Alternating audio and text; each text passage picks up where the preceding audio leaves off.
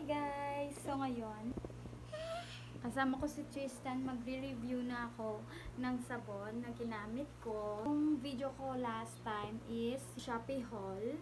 So meron ako dong video na may sabon akong binili. Sabi ko, gagawan ko siya ng review. Yung sabon, You Glow Babe. Meron siyang 5 bar sa loob. So isa pa lang yung nagamit, hindi ko pa naubos yung isang yon. So 1, 2, 3, and 4. 4 pa guys yung natitira. Paggamit ko nun guys, isa mukha ko lang talaga. Iba yung ginagamit ko sa aking katawan. So nakikita nyo, ang ganda nung effect sa akin guys, nung sabon. I swear. Pag 1 month, dun ko lang nakita na nag-glow siya at may isa pa akong ginamit guys na perfect match talaga sila. So yung ginamit ko guys is toner ng Brilliant. So, sa mga Brilliant users dyan na gusto makatipid, kasi yung ito is 100 lang guys. At saka ito, 120. Hati ko siya ng maliliit. Katulad nung sa Kojic, meron siyang Sea Bacturn, Snail Filtrate, at Niacinamide. Ito guys, oh.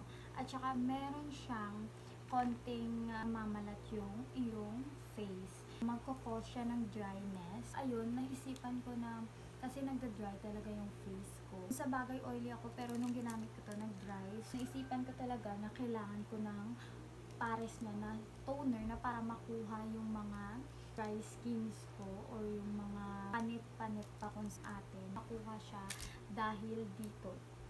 Toner ng Brilliant. Ayan guys. Pasensya na kasi video ako, nandito talaga siya kasi gusto niya. Meron ako ditong video kung paano ko siya ginagamit at step by step ng paggamit ko. First, basain yung face at saka yung neck. At meron akong ginagamit na damit ng baby ko pero hindi niya na to ginagamit. Ito yung ginagawa kong parang loofah sa face ko. Para ko lang is ginaganito ko siya dito. Matagal siya kay guys matunaw. Mabilis yung Kojic, yung mga papaya. So, ito matagal siya matunaw, promise. Hindi siya madaling matunaw. Hindi ko siya sinasama sa ibang sabon. So, dito ko siya nilalagay. Meron pang maliit na natira. So, ayan, ginaganyan ko lang siya para makuha talaga guys yung blackheads at whiteheads. Na-realize ko mas mabuti talaga yung ginagamit ka sa face mo na ganito para siyang towel. Hindi dapat yung gamitin nyo, hindi yung parang cottony. Parang yung gamitin nyo sa face nyo. Tapos parang siyang rough siya guys na tela katulad nito. Perfect talaga to. Napiga siya guys na tela. So ayan. Yung akin niya guys is hindi ko siya binababad ng mga 3 minutes. Siguro 1 minute lang. Tapos na meron na akong hapdi na nararamdaman. Tiis ganda lang. Yung dito na part ko medyo maitim pa kasi hindi pa lahat na peel off. Yung dito. So, ayan guys. Hindi ko na siya pinapatagal. Paramdaman na akong half day, babanlawan ko na siya. So, ayan guys. Kakatapos ko lang magbanlaw. Tingnan nyo naman. Sobrang smooth na siya. Pinoproblema ko talaga noon is yung blackheads at whiteheads ko dito. Wala na talaga guys. Promise. Ayan guys. Ipapatyan ko lang yung aking face kasi nga half day siya. So, gaganyan nyo lang ang face nyo. Mahabdi, medyo mahabdi talaga siya. Dry na yung face ko pagpapat dry. Ayan. So, ito yung toner na ginagamit ko. Brilliant. Kasi nga, perfect match ay yung toner ng Brilliant at saka yung You Glow Babe. Ayan. So, ginaganyan ko lang siya. Mahabdi din siya guys. Para sa akin talaga guys, gumana. Nawala yung whiteheads at blackheads ko. So, super happy ko. Yung ina-achieve ko na lang ngayon is mapantay na yung pagkakabalat ng sa face ko. Ganyan. At hindi ko talaga to i-share kung pangit yung experience ko. Nakakita talaga ako ng magandang solusyon o magandang ipares sa aking You Glow Babe na sabon. Parang umalis mismo sa skin ko yung whiteheads and blackheads ko. At sana matry nyo rin at gumana rin sa inyo. Pero disclaimer lang guys ha. Kung gumana sa akin, maaari din hindi gumana sa inyo o hindi kayo yung skincare na to. Kung sensitive yung skin nyo at meron talaga kayong maganda na yung skin nyo, huwag nyo na itong itry kasi akin, dito ko talaga nakita yung perfect combination ng sabon at toner, guys. Nakukuha talaga yung dumi pag may toner. Nadi-deep cleanse talaga, promise. Kasi pag ginagamit lang natin is sabon at tubig, hindi talaga 100% malinis yung ating skin. Meron pa talagang nakakapit yan, lalo na pag nagme-makeup tayo.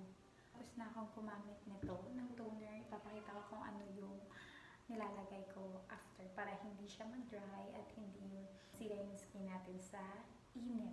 Ayan guys, last is ito talaga, solid talaga na ginagamit ko to ever since. Ang kaya nito, sunblock, kahit gabi guys, dapat kayong maglagay nito.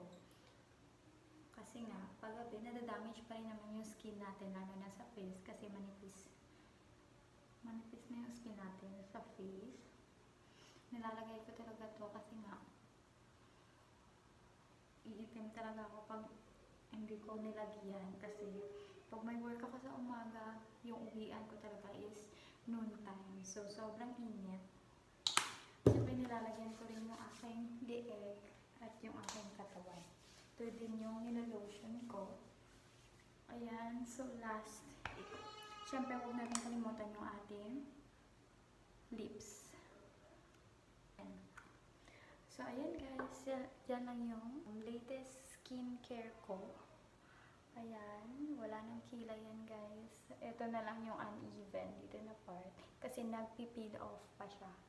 Hindi pa siya 100% na natapos yung pagpipil. Kasi dahan-dahan lang kasi hindi siya yung biglaan na magpipeel off agad. So, ayan guys. Sana i-try nyo at magandahan kayo sa resulta. Sundin nyo lang yung ginawa ko. Ayan guys. Pagkatapos yung mapanood na yung ginayan na paggamit, i-try nyo rin kung mga brilliant users kayo o gusto nyo mag-renew ng inyong skin at mag-glow. Try nyo rin yung You Glow Babe at yung toner. Kung nagustuhan nyo yung video na to, kung ito is nabili ko sa Shopee, ilalagay ko lang yung link sa comment section kung gusto nyo bumili. Sana Sana nagustuhan nyo yung video na to at huwag nyo kamutang i-like, comment, share, and subscribe. Thank you for watching. See you in my next one. Bye!